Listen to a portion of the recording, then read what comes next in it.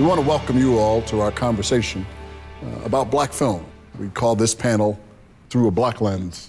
We have a distinguished panel of guests with us today, and we welcome you to our conversation. And so, what is a black film? I think it all depends on the cultural perspective that the film is being told from, to me, dictates what it would be called. So like Schindler's List, to me, is a Jewish film. It comes from a Jewish perspective. I would say like Eve's Bayou would be a black film. It's told from a black, I would say like a movie like Legally Blonde would be a white film if they were called white film, because it comes from that perspective, you know what I mean? And some of those films will have the ability to transcend all barriers, and some won't. Some will be specific to that culture and be enjoyed and appreciated more by that culture because that's who understands it. What would you call Django Unchained then?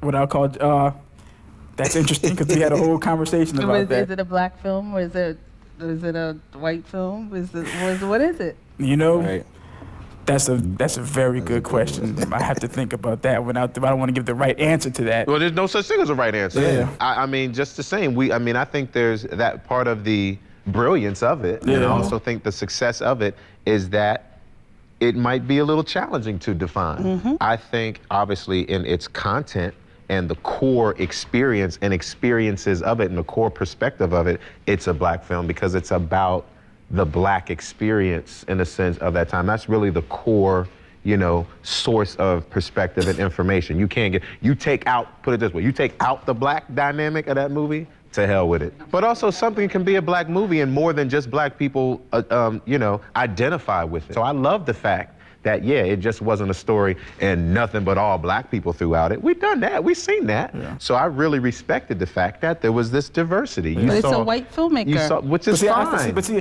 that's when I feel like, I don't think that matters, because I feel like it comes from, I think a white person can make a film that comes from a black perspective. It depends on the research that they do, and you don't know who they have that's consulting the film to give them the right perspective. So I don't think we can always say if it's just dependent on the director. Really, if it really does a good, accurate job of painting that cultural perspective that we can relate to, then to me, it's a black film. And give us the opportunity to participate so that we can share in the responsibility of how we're going to represent ourselves.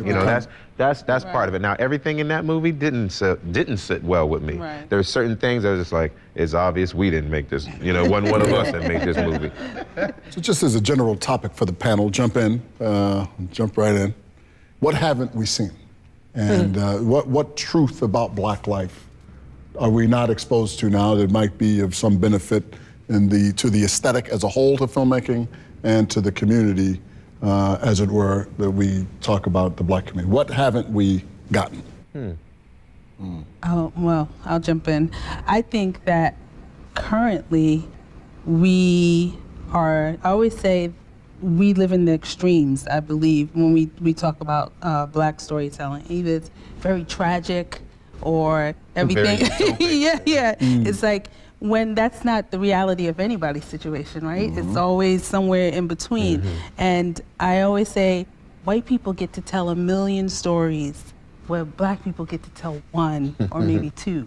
It's either, very comedic, where all the men are dressed up in dresses, trying to make everybody laugh, or it's something very tragic where it's either about slavery or robbing and stealing. How many black love stories do we have? Claudine. Right. But look how far back we have to go, right? One of the great movies. Yeah, but to take your question more literally, like what haven't we seen? And I think the we is the operative word there. I think we, at least as people of color, have pretty much, throughout the history of the medium and all the different voices therein, have covered pretty much all the bases, I think, already. It's just a matter of what has gotten the most attention. I think people, or we, need to broaden our scope with what we're seeing. I think if we expose ourselves to more things, more artists, more filmmakers, more stories, we're going to see a broader, like a breadth and a greater depth of, of stories and of content. And part of me wants to say there's nothing we haven't done already. But the reality is we just haven't done enough of it, and we're not showing it to as many, people. To be continued. Yes, sir. Yes. Thank you.